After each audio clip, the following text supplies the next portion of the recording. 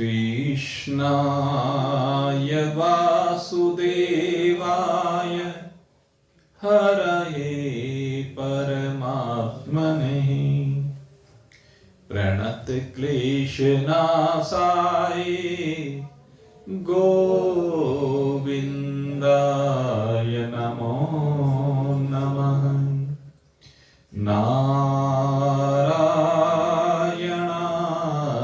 नमो नमः। सद्गुरुदेवाय नमस्तुभ्यं नमस्तुभ्यं नमस्तुभ्यं।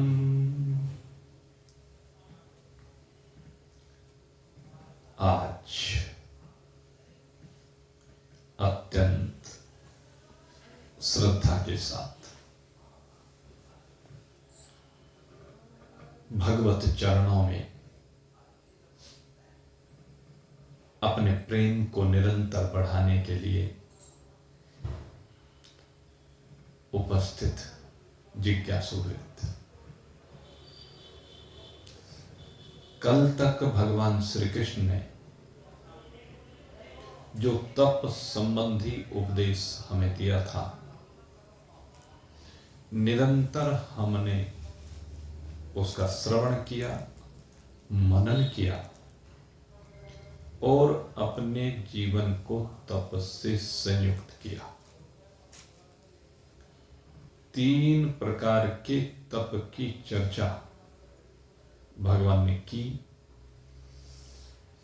एक तो मन का तप, एक वाणी का तप और एक शरीर का तप। और ये तीनों प्रकार के तप फल के उद्देश्य को दृष्टिगत रखते हुए सात्विक, राजसी एवं तामसी 3 प्रकार के कहे गए हैं। अब इससे आगे की चर्चा भगवान प्रारंभ कर रहे हैं। भगवान श्री कृष्ण अब हमें दान के संदर्भ में बता रहे हैं कौन सा दान श्रेष्ठ है, कौन सा दान किस पात्र को दिया जाए तो उससे क्या होता है। सात्विक दान, राजसी दान और तामसी दान। सात्विक दान सबसे श्रेष्ठ श्रेणी का माना जाता है, राजसी दान मध्य श्रेणी का माना जाता है और तामसी दान को निकृष्ट श्रेणी का कहा गया है। सात्विक जो दान होता है उसमें कोई प्रत्युपकार की भावना नहीं होती है और जो राजसी दान होता है उसमें प्रत्युपकार की भावना जुड़ी हुई होती है। यद्यपि दोनों दान शास्त्र विधि के अनुसार होते हैं। अगर मैं राजसी दान की बात करूं तो राजसी दान में जो चर्चा भगवान ने की है, भगवान कहते हैं यत तो प्रत्युपकारार्थम फलमुद्दिश्य वा पुनः दीयते च परिक्लिष्टं तद दानम राजसम स्मृतम। भगवान कहते हैं यत तु प्रत्यु उपकारार्थम, यत तु प्रत्यु उपकारार्थम, यानी प्रत्युपकार। एक तो उपकार ऐसा होता है कि बदले में हमें कुछ नहीं चाहिए, एक होता है ऐसा उपकार जिससे बदले में हम कुछ चाहते हैं। तो जहां किसी को सहयोग किया जाता है किसी को धन किया जाता है, किसी को कोई वस्तु प्रदान की जाती है, किसी को सम्मान दिया जाता है, उसके बदले में ये चाहें कि ये बदले में हमारा कुछ ना कुछ कार्य कर दे, कुछ ना कुछ हित कर दे, तो ये राजसी दान कहा जाता है। और राजसी व्यक्ति जो दान करता है वो सदा नहीं करता। सात्विक व्यक्ति में और राजसी व्यक्ति में दान करते हुए अंतर क्या है? कहते हैं सात्विक व्यक्ति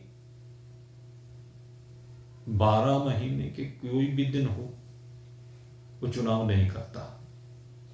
जब भी उचित देश काल पात्र परिस्थितियां बनती है तो वो निसंकोच निष्काम दान कर देता है। लेकिन राजसी व्यक्ति की विशेषता क्या होती है? वो सब चीजों को देखता है, वो विचार करता है कि मुझे दान किसे देना चाहिए। वो सोचता है कि मुझे दान अपने सगे संबंधियों को देना चाहिए। बड़ी अच्छी बात है भाई, कोई सगा संबंधी, अपना रिश्तेदार, अपना घर वाला, अपना मिलने वाला, अपना कुटुंबी किसी समय दिक्कत में है तो उसे सहयोग किया जाना चाहिए। यह सहयोग कहलाता है शास्त्र की भाषा में, यह दान नहीं कहा जाता। जब अपने जानकार को उसकी किसी मुसीबत में, उसकी किसी विपरीत परिस्थिति में आर्थिक सहयोग किया जाता है या वस्तु रूप से सहयोग किया जाता है तो ये दान नहीं है। शास्त्र कहता है ये सहयोग है। तो उनको, या जैसे हम दान देंगे तो अपने पंडित जी को देंगे, हमारे जो पुरोहित जी हैं उनको देंगे, हमारे कुल में जो सेवा करते आए हैं उनको देंगे। तो एक जगह सीमित हो गए, कुल पुरोहित तक। किले गगरी जी कुल पुरोहित के पास धन जाएगा तो अच्छा होगा, क्योंकि वो हमारे पंडित जी हैं, हमारे ज्योतिषी हैं, हमारे कर्म कांड करते हैं, हमारे विवाह संस्कार आदि वही कराते हैं। हम अगर यदि कोई भी शुभ कार्य कराते हैं तो किसको बुलाते हैं? अपने फलाने पंडित जी को बुलाते हैं। कोई भी शुभ कार्य करना हो, विवाह संस्कार करना हो, बच्चे का नामकरण करना हो, या भाई विपरीत परिस्थिति आ जाए तो अंतिम संस्कार भी कराना पड़ता है। कहने भाई वो हमारे पंडित जी हैं, वह हम तो उन्हें देंगे। तो इस प्रकार से जो दान किया जाता है वो राजसी दान कहलाता है। और इसके पीछे एक बात और की फलम उद्देश्य वापुन है। भगवान कहते हैं कि इसमें फल का उद्देश्य भी है कि बदले में हमारा क्या लाभ होगा। अब ये बात है, फल के उद्देश्य को मन में रख करके पंडित जी को क्यों दान दे रहे हैं? कहने लगे परलोक सुधरेगा, स्वर्ग में जाएंगे। आज पंडित जी को दिया हुआ दान हमें स्वर्ग की प्राप्ति कराने वाला होगा। स्वर्ग में अच्छे अच्छे भोग मिलेंगे, सुंदर सुंदर अप्सराएं मिलेंगी, देवता मिलेंगे, गंधर्व मिलेंगे, कल्प वृक्ष मिलेगा, बड़े स्वर्ग के सुंदर सुंदर अद्भुत महल हैं भाई, सोने के बने हुए, हीरे जवाहरात जड़े हुए।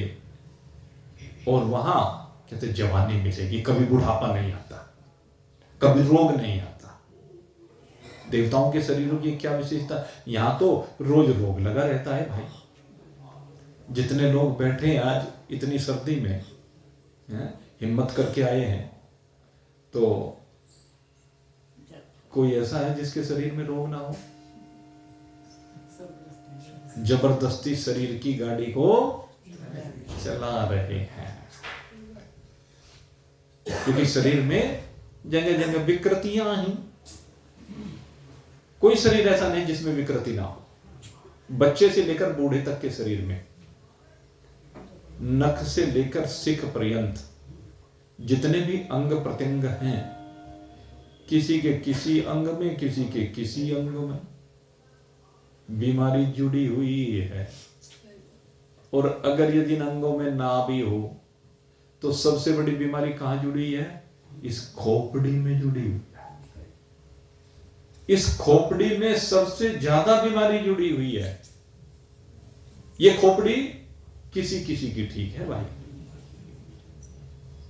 नहीं तो ये खोपड़ी हर समय पता नहीं कौन से संकल्प विकल्प में खोई रहती है, पता नहीं कहां कहां व्यक्ति को घुमाती रहती है, कहां कहां व्यक्ति के जीवन में भाई क्या ना करा दे, इस खोपड़ी का कुछ पता नहीं है।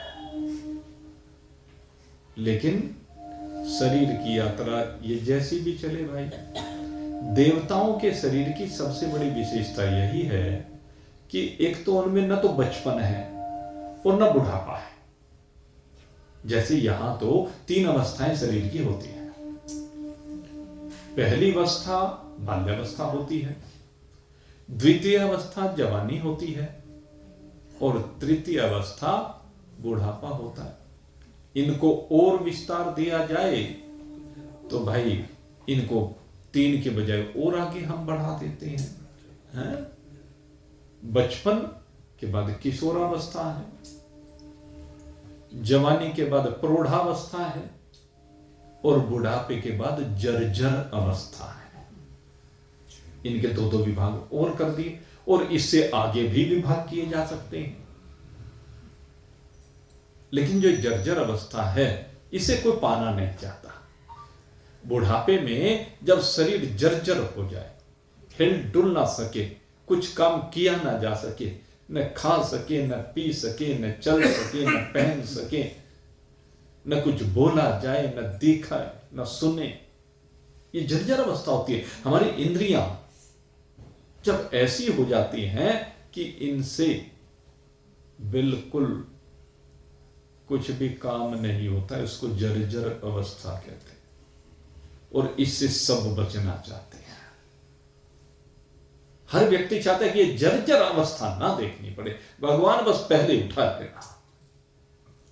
लेकिन भाई उठाने की बात तो ये है, जिस दिन श्वास लिखा हुआ है आखिरी, उसी दिन लिया जाएगा। और ये सब अपने कर्म का भोग है। काऊ न काहू को सुख दुख कर दाता, निजकृत कर्म भोग सब भ्राता। हम अगर यदि ये सोचें कि भाई किसी दूसरे की वजह से कोई दुख आ रहा है, नहीं भाई, सब अपने कर्मों का भोग है। जर्जर अवस्था में भी, उस बुढ़ापे की अवस्था में भी, 80 साल से ऊपर की अवस्था में भी हमने ऐसे बहुत लोग देखे हैं जिनके शरीर स्वस्थ रहते हैं, वो उनके कर्मों का फल है। ऐसी 80 साल की अवस्था के बाद भी बहुत लोग देखते हैं। एक मैं उदाहरण दिया करता हूं, एक हमारे यहाँ वो ये जैसे कश्मीरी लाल जी बैठे हैं ना, इन्हीं के नाम वाले थे वो, कश्मीरी पंजाबी हुक्के वाले। वो हुक्के वाले के नाम से प्रसिद्ध थे, हुक्का पिया करते थे। और वो 80 साल की अवस्था में मेरे से कहते, मेरी अवस्था उस समय ज्यादा इस शरीर की 25 साल रही होगी, अब तो बेचारों उनको गए हुए बहुत समय हो गया। मेरे से तो भाई हम तो उनके बच्चों से भी बहुत छोटे थे। तो वो 25 साल की मेरी अवस्था और 80 साल की उनकी अवस्था, वो एक दिन मेरे से भूले, कहने चलो मेरी बराबर में दौड़ लगा ले। 80 साल का व्यक्ति 25 साल के व्यक्ति के साथ दौड़ लगाने को कहता है, तो कितनी बड़ी बात है। ये शुभ कर्मों का परिणाम है। जिनके कर्म अच्छे होते हैं वो भगवान की कृपा से सदा ही संयुक्त रहते हैं। तो जर्जर अवस्था में भी सुखी रहा जा सकता है। लेकिन ये कोई अपवाद है, अन्यथा अधिकांश शरीरों की स्थिति तो भाई ऐसी ही है। तो खैर मैं बात कर रहा था देव शरीर की। देव शरीर में ये अवस्थाएं नहीं आती। दूसरी बात क्या है कि यहाँ हम एक एक पैसे को लेकर परेशान रहते हैं, एक एक वस्तु को लेकर परेशान रहते हैं। न हम अपने घर से संतुष्ट होते, न परिवार वालों से संतुष्ट होते, न धन से संतुष्ट होते, न काम से संतुष्ट होते। संसार में किसी भी चीज से संतुष्ट नहीं रहते, न औलाद से संतुष्ट रहते। वो सबसे बड़ा काम है भाई, अपनी औलाद से संतुष्ट होना, ये बहुत बड़ा काम है। कोई बिरला है, मैं कहता हूं 5%, 10% जो अपनी औलाद से पूर्णतः संतुष्ट होगा।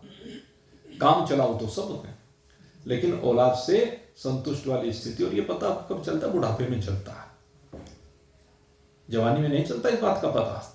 जवानी में तो अपने आप ही करता रहता है, बात तो बुढ़ापे की है।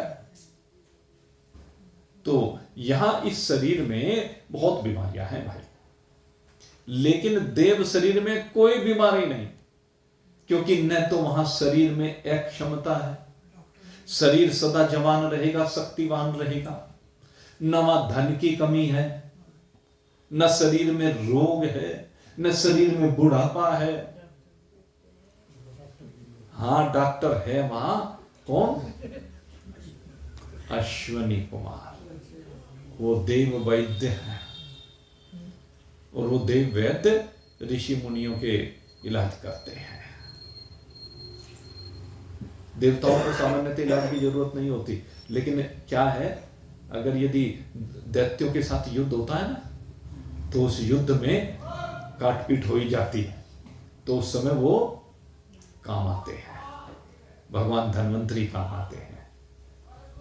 तो इसलिए जो ये विषय है देवताओं का, कि मन में भावना होती है कि अगर यदि हमारे पुरोहित, हमारे पंडित, हमारे संत संतुष्ट रहेंगे और हम समय समय पर अच्छे कार्य करेंगे, दान देंगे।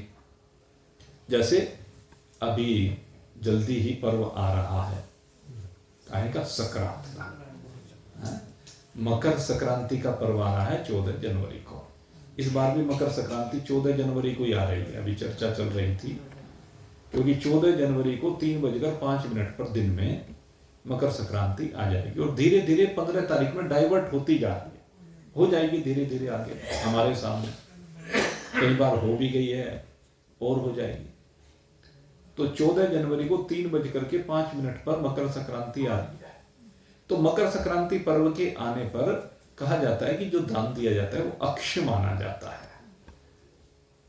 अक्षय, वैसे तो कहते हैं जो कभी अक्षय नहीं होता, लेकिन यहां अक्षय से तात्पर्य है कि वो बहुत अधिक फल देने वाला होता है। तो इच्छा फल की होती है। तो मकर संक्रांति पे दान करते हैं लोग, खिचड़ी का दान करते हैं, वस्त्रों का दान करते हैं, बर्तनों का दान करते हैं। महिलाएं क्या करती हैं कि इस दिन 14 शायद 14 का विधान है ना, कोई वस्तु लाएंगी और 14 वस्तुएं ला करके जो भी चीज करे, 100 वस्तुओं का दान देने का विधान है जीवन में, कि 100 वस्तुओं को 14 यानी 14 गुना 100, 1400 वस्तु दान में दे दिया। कभी 14 छाते ले आए, कभी 14 बादाम की थैलियां बांट दी, हाँ, कभी 14 साड़ियां पहन मुंह कर रहे हैं। अरे भाई साड़ी पहनाएंगे किसी को, कितने की आएगी, और बादाम की थैली कितने की आएगी? क्या फर्क पड़ रहा है? इतने के बादाम आएंगे, इतने की साड़ी आएगी।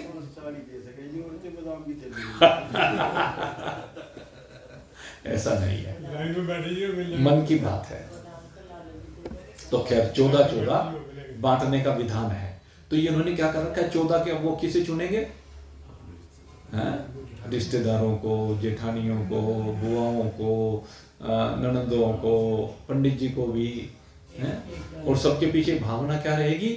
चलने भाई ये दान अक्षय होता है, इससे मुझे स्वर्ग मिलेगा, इससे मेरा भला होगा, इससे मेरा शरीर निरोगी हो जाएगा।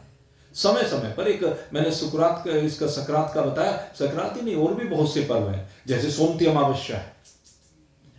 सोमती अमावस्या को दिया गया दान बड़ा श्रेष्ठ माना जाता है, विशेष फलदायी माना जाता है। या गंगा जी पर जाएं, किसी भी तीर्थ पर जाएं, और मैं तो तीर्थ पर तो विशेष रूप से कहता हूं, जब भी कोई व्यक्ति तीर्थ पर जाए ना, हमारे जितने भी तीर्थ वर्णित हैं शास्त्र में, वहां पर जाएं तो वहां पर जाकर के जो संबंधित देवता है उस तीर्थ के, बद्रिकाश्रम में जाएं तो भगवान बद्रीनाथ हैं, केदारनाथ जाएं तो शंकर भगवान हैं, वृंदावन जाएं तो हमारे बांके बिहारी हैं, द्वारिका जाएं द्वारिकाधीश हैं, जगन्नाथ जी हैं, रामेश्वरम हैं, काची कामकोटि जाएं तो माँ भगवती है, शाकुंभरी देवी जाएं तो माँ भगवती है। तो वहां संबंधित देव के दर्शन तो हम करते ही हैं, उनको प्रसाद तो हम अर्पित करते ही हैं, वहां दक्षिणा तो अर्पित करते, लेकिन उसके साथ साथ कहते हैं कि इन तीर्थों पर जो आप जा रहे हैं वहां जाकर के अधिक से अधिक दान करें। किसको करें? कहते जो भी मिल जाए, जो भी गरीब, वहां पर बहुत मांगने वाले होते हैं तो उनको दान करें। बहुत लोग जाकर के वहां भंडारे चलाते हैं, और यहां तक हमने स्थिति देखी कहीं कहीं तो इतने भंडारे चलने लगते हैं भाई कि वहां खाने वाले नहीं मिलते रहते। कई बार ऐसा हो जाता है, जैसे दिन मान लीजिए चतुर्दशी के दिन आप जाएं तो चतुर्दशी को इतने भंडारे, तो बड़ा अच्छा है क्या? तो इस तरह से तीर्थों पर दिया गया दान वो बड़ा महत्वपूर्ण होता है, वो बड़ा फलदायी होता है। ये हमारी भावना बनी हुई है। और वैसे भी शास्त्र में अलग अलग मौकों पर, जैसे कि ये कहा जाता है जब किसी शिशु का जन्म होता है और जन्म के बाद वो जब तक मां से जुड़ा रहता है, वो नाभि, वो क्या कहते हैं उसको, तो नाल छेदन जब तक नहीं होता है तब तक सूतक नहीं लगता है। आपको बताएं, सूतक जो है जब तक वो अलग ना हो जाए मां से तब तक सूतक नहीं लगता है। उस काल में दिया गया दान बड़ा श्रेष्ठ माना गया। अगर उस काल में कोई दान करता है तो वो बड़ा श्रेष्ठ माना जाता है। दूसरी जैसे श्राद्ध पक्ष होता है हमारे यहाँ, उसमें पितरों के निमित्त दान दिया जाता है।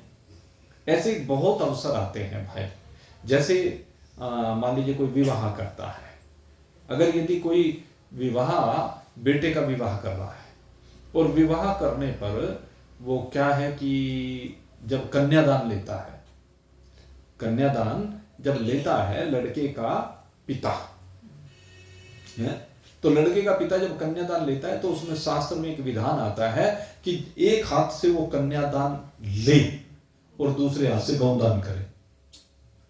कन्यादान का कर्ज इतना भारी होता है, जब कन्या का दान लिया जाता है ना, वो बड़ा भारी कर्ज है, दान है वो।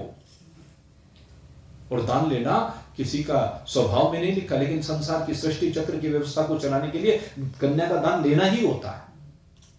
तो उस कन्यादान को लेने के कारण से उसके प्रत्युपकार में हमें श्रेष्ठ ब्राह्मण को गौ का दान जरूर करना चाहिए।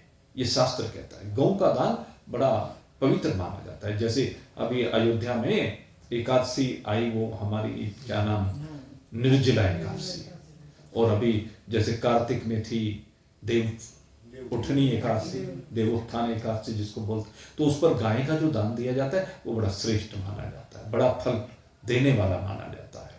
इसी प्रकार से हमारे यहाँ बहुत से विधान शास्त्रों में किए गए, बहुत से यज्ञों का विधान किया गया, बहुत से व्रत का विधान किया गया, और उन सबके साथ में दान को जोड़ा। हमारे यहाँ जो भी शुभ कर्म किया गया है उसमें सदैव दान को अवश्य जोड़ा गया, और जो महान पुरुष हुए वो कभी भी दान से पीछे नहीं हटे। आप देखिए दानवीर कर्ण की घटना आती है, दानवीर सब जुड़ा है कर्ण के साथ। क्यों जुड़ा? कहते जिस समय मरणासन पड़ा है, युद्ध की भूमि में बिल्कुल अंतिम क्षण चल रहे हैं, तो उस समय भगवान श्री कृष्ण और अर्जुन कर्ण के पास आते हैं, और जब कर्ण के पास आए आकर कहा भिक्षाम देहि। भगवान ने कहा भिक्षाम देहि, भगवान कर्ण के आगे हाथ फैला देते हैं। कर्ण कहते हैं इस भूमि में मरणासन व्यक्ति से आप दान मांग रहे हो, क्या चाहिए? आप मेरे घर पर जाए, महल में जाए, आपको जो चाहिए वो मिलेगा। यहां मैं आपको क्या दान दे सकता हूं? कहले हमें तो स्वर्ण का दान चाहिए, और तेरे से यहीं पर चाहिए। कर्ण कहने लगा प्रभु दान तो दे सकता हूं, लेकिन एक पत्थर उठा करके दे दीजिए, मेरे दांत में स्वर्ण लगा हुआ है। तो दांत के लिए हम पत्थर क्यों दे? हमसे हिंसा कराता है। अपने आप किसी तरह पत्थर उठाया, कोई वहां से दांत को तोड़ा, पवित्र दान देता है, रक्त रंजित दान देता है। बाण उठाया, धरती में मारा, गंगा जी प्रकट हुई। और गंगा की धारा प्रकट होने पर उसको शुद्ध करके, धो करके, गंगा जल से जिस भी वस्तु को धो दिया जाता है वो पवित्र हो जाती है। गंगा जल की विशेषता यही है। आप किसी के ऊपर भी, आप कभी भी देखे कोई अपवित्र हो तो एक मंत्र बोला जाता है, अपवित्रम पवित्रो वा सर्वावस्थागतो वैवा स्मृत पुंडिकाक्ष से बाह्य आभ्यंतर शुचि। कहते हैं अगर ये मंत्र बोल करके गंगा जल का छींटा दे दो तो बाहर से भी और अंदर से भी पवित्र मान लिया जाता है। ये नियम है। बद्रिकाश्रम में तो छींटा दिया जाता है भाई गंगा जी का, वहां स्नान करने की तो किसी की हिम्मत नहीं होती, इतना जल। और आजकल तो जल नहीं, आजकल तो बर्फ ही बर्फ है। तो ऐसी स्थिति होती है। तो गंगा जी बड़ी पवित्र है भाई। तो कर्ण ने वो दान दिया, इसलिए अंतिम समय में भी दान दिया। ऐसे ऐसे दानवीर हुए। दधीची जिन्होंने देव कार्य के निमित्त अपने शरीर को ही दान कर दिया। केवल अस्थियों का दान नहीं दिया, शरीर का दान दिया। शरीर में से फिर अस्थि निकाल करके रीढ़ की हड्डी से वज्र बनाया गया और भी उससे धनुष बनाए गए। कई अस्त्र शस्त्र दधीची की हड्डियों से बनाए। शिबी को देखिए, महाराज शिबी ने एक कबूतर के लिए अपने शरीर का मांस काट काट करके चढ़ा दिया। महाराज मकर ध्वज को देखिए, सिंह के लिए वो क्या नाम, वो इंद्र भिक्षा मांगने के लिए आया तो अपने बेटे के ऊपर आधा चढ़ा दिया। चिंतन करके देखें कैसे कैसे हमारे यहां दानवीर हुए हैं। एक से बढ़कर के एक दान दिया है। लेकिन मेरे मित्रों, अगर यदि हमारा दान इस भावना से है कि इसके बदले में हमें कुछ मिलेगा, इसके बदले में हमारा हित होगा, तो ये श्रेष्ठ दान नहीं है। नहीं, ऐसा नहीं लगता, नहीं लगता तो है। क्या लगता है? अब जिसकी भावना इच्छा की है, मान लो तो उसको स्वर्ग तो मिल ही जाता है ना, स्वर्ग मिल जाएगा, इस लोक के भोग मिल जाएंगे, अच्छे अच्छे घर में किसी चीज का अभाव नहीं। जो लोग दान करते हैं ना, खुलकर खुले दिल से दान करते हैं, मरे मरे नहीं। एक इसमें अभी ये बात आती है, इस बात को सब सुन लेना भाई। जो बात मैं कह रहा हूं, एक बहुत बड़ी बात है, इनको जरा लाला जी को भी हाथ लगा तो सो रहे। अब जो बात मैं कह रहा हूं वो बहुत बड़ी बात कह रहा हूं, इस बात को समझ लेना। दीयते च परिक्लिष्टम, जो दान क्लेश मान करके देता, इच्छा से नहीं। शक्ति सामर्थ्य भी है, लेकिन देते हुए देहल होती है, देते हुए जोर पड़ता है। अरे इसके बगैर ही काम चल जाए, इसके बगैर ही काम चल जाए, उनमें जी नहीं होता। वो मान सम्मान के लिए दे तो देते हैं, लेकिन अंदर से भावना नहीं होती। तो ऐसा दान ये राशि दान में आता है। कितने शुभ कार्य के लिए दे लो, लेकिन क्लेश मान करके। एक तो खुशी खुशी दिया जाता है, अगर दान खुशी खुशी दिया जाए ना तो वो आनंद प्रदाता होता है। लेकिन जो दान क्लेश मान करके, अगर भाई आगे चंदा मांगने वाले, आगे मुंह उठा के रसीद, अब वो कहेगा तो है नहीं, अंदर ही अंदर कह रहा, मन में अंदर ही अंदर कह रहा। एक का तो भाव ये आए हैं भाई, बड़ा अच्छा कार्य ये कर रहे हैं, मुझे भी सहयोग करना चाहिए। एक का भाव तो ये है, और एक का भाव ये है, आगे भाई फ्री का बिल्लू चढ़ गया, हाँ ये बस इन्हें और कुछ हिला ही नहीं रहा। तो इस तरह की भावना होती है। तो ये राजसी भाव होता है, जिससे क्लेश माना जाए, जिसमें कष्ट माना जाए, अंदर से। बाहर से दिखावा नहीं करेंगे, बाहर जा रहे हैं, वाह वाह स्वागत है आपका, अरे भाई बड़े अच्छे अच्छे काम कर रहे हो, कहने को तो ये है, लेकिन अंदर ये है, आगे भाई अब इन्हें दे दिया, अब इसमें तो घर का इतना काम चल जाता, ये हो जाता, वो हो जाता। ये बात रहती है ना कि अगर यदि जितने रुपए हमने इनको दान में दिए हैं, इतने रुपए में तो घर में फलानी चीज आ जाती, घर में फलानी सुख सुविधा हो जाती, ये होता है ना। तो भगवान कहते हैं दीयते च परिक्लिष्टम तद्दानम राजसम स्मृतम। ऐसे दान को राजसी मानना चाहिए।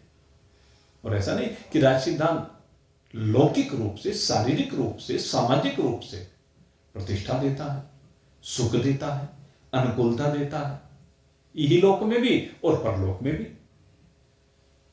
इसमें कोई दो राय नहीं है। लेकिन भगवान ने इसको श्रेष्ठ दान नहीं माना है।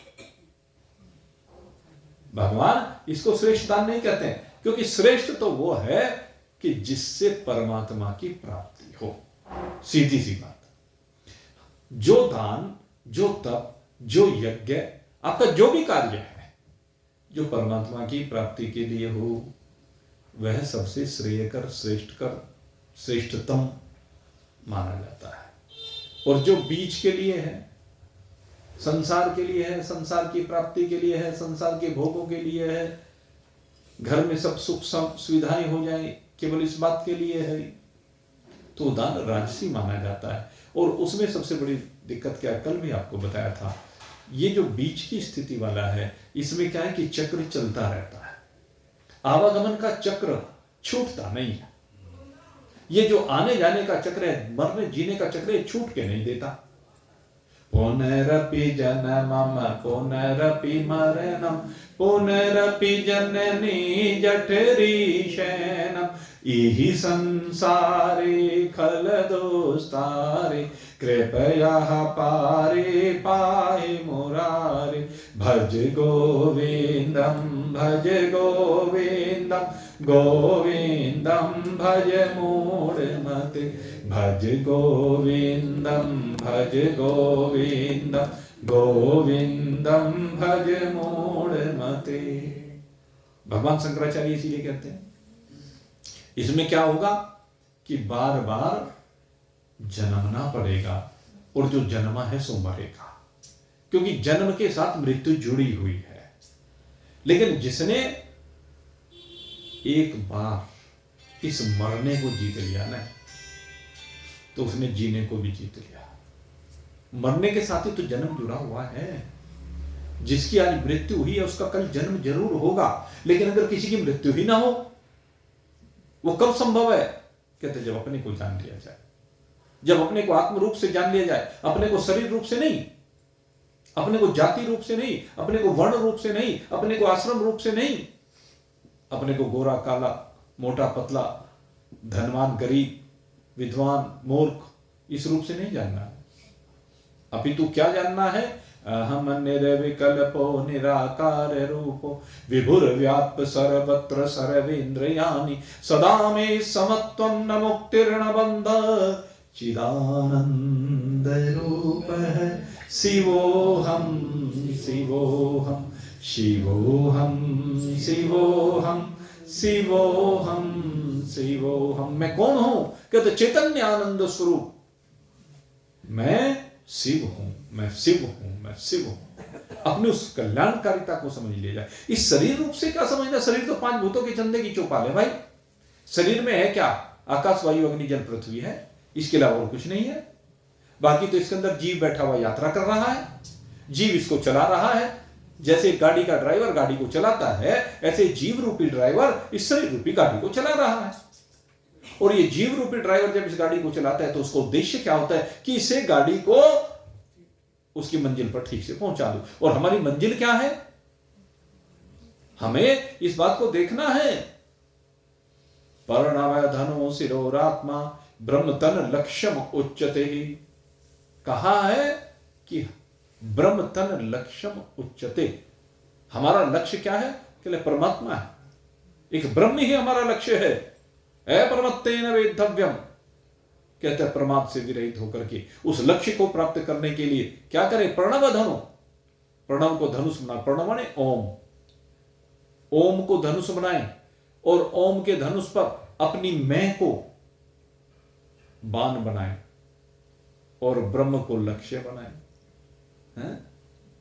और जब ये बाण जाकर के लक्ष्य पर लगेगा तो उस लक्ष्य के साथ एक रूप हो जाएगा। ब्रह्म तन लक्ष्यम उच्चते परमत्तेन वेद्धव्यम सर्वत तन्मयो भवेत्। जिस प्रकार से बाण अपने लक्ष्य के साथ एक रूप हो जाता है, उसी प्रकार से ये जीवात्मा परमात्मा के साथ मिलकर के एक रूप हो जाए, ये जीवन का उद्देश्य होता है। तो हमारे समस्त कर्म जो भी शरीर से हो रहा है, शरीर में बैठ करके किया जा रहा है, वो सब किसके लिए होने चाहिए? केवल परमात्मा के लिए होने चाहिए। संसार के लिए होंगे तो भाई बार बार आना जाना लगा ही रहेगा, और जब आना जाना लगा रहेगा तो सुख दुख की लहरें आती ही रहेंगी। बार बार सुख होगा, बार बार दुख होगा, और बार बार आना और जाने का चक्र, मिलने और बिछुड़ने का चक्र। जो मिला है सो बिछड़ेगा भाई, ये निश्चित है। आज नहीं तो कल, आज नहीं बिछड़ा तो कल बिछड़ेगा। ऐसा तो हो नहीं सकता जितने बड़े हैं सब बिछुड़े हैं ना। हमारे जो बड़े हैं वे हमारे कितने प्रिय रहे हैं, उन्होंने हमें कितना प्यार किया, उन्होंने अपनी समस्त संपत्ति हमें दी है। विचार करके देखें, हमारे माता पिता जो सब कुछ हमें तो देकर गए, जीवन भर जो उन्होंने संघर्ष किया, उनसे ज्यादा प्रेम करने वाला कौन था? लेकिन बिछुड़ना तो पड़ा ना। अब हमारी अगली पीढ़ी आ रही है तो क्या हमें उनसे बिछुड़ना नहीं पड़ेगा? हमें भी उनको छोड़कर जाना ही पड़ेगा।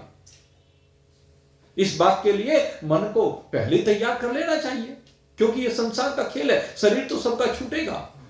इस शरीर से जिससे प्रेम करते हैं, जैसे जीवात्मा इस शरीर में से बाहर निकल जाता है, ये शरीर क्या रह जाता है? मिट्टी मात्र रह जाता है। सब कहते हैं कि इस मिट्टी को सिंगवाओ भाई, इस मिट्टी को ठिकाने लगाओ भाई, नहीं तो सड़ने लगता है घर में। चाहे पति हो, चाहे पत्नी हो, चाहे बच्चे हो, सब मन बना लेते हैं कि अब ले जाकर के चिता पर रख दो, संस्कार कर दो, क्योंकि नहीं तो गलेगा, सड़ेगा, दुर्गंध आने लगेगी। एक ही दिन में से शरीर में दुर्गंध आने लगती है। जो शरीर इतने दिन तक घर में रहा है, जिसने सबकी सेवा की है, न जाने कितने काम धंधे जीवन भर किए हैं, लेकिन वो शरीर जीवात्मा के निकलते ही मिट्टी हो जाता है, गंदगी का ढेर हो जाता है। और जब तक जीवात्मा है तब तक इसलिए प्रयास करना चाहिए कि ये जीव जब शरीर को छोड़े उससे पहले पहले अपनी मंजिल को प्राप्त कर ले। अगर यदि मंजिल को प्राप्त कर लिया तब तो इस शरीर का मिलना सार्थक हो गया, और अगर यदि इस शरीर के रहते रहते मंजिल को प्राप्त नहीं किया तो महान विनाश कर दिया। महान विनाश है भाई। अगर यदि मंजिल पर नहीं पहुंचे, बीच में अटक जाते हैं भाई। जौन से फल की कामना वाले होते हैं। अरे फल तो केवल एक परमात्मा है भाई, बाकी सब तो विनाशी है। कोई सा फल ले लेना, पता नहीं कितनी बार तुम जो फल चाह रहे हो मिल चुका है तुम्हें। अमीरी का फल कितनी बार मिल चुका है तुम्हें, पुत्र कितनी बार मिल चुके हैं तुम्हें, हवेलियां कितनी बार मिल चुके हो, कितनी बार राजा की गद्दी पर बैठ चुके हो। बस ये है कि तुम्हें बोध नहीं है, भूल जाते हो पिछली बातों को। लेकिन हकीकत यही है, ये गरीबी अमीरी जाती रही है, ये लाभ हानि होते रहे हैं, ये पद आते जाते रहे हैं, मान सम्मान मिलता बिछुड़ता रहा है। लेकिन मेरे मित्रों, अब की बार कुछ ऐसा करके जाओ कि इन सब से छुट्टी हो जाए, केवल अपने स्वरूप में विद्यमानता हो। इस बार आत्मा और परमात्मा की एकता हो जाए, हमारे और परमात्मा के बीच की दूरी सदा सदा के लिए समाप्त हो जाए। अब की बार ऐसा करके जाओ।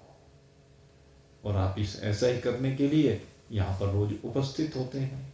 हमारा भी प्रयास यही है कि गाड़ी मंजिल पर पहुंच जाए।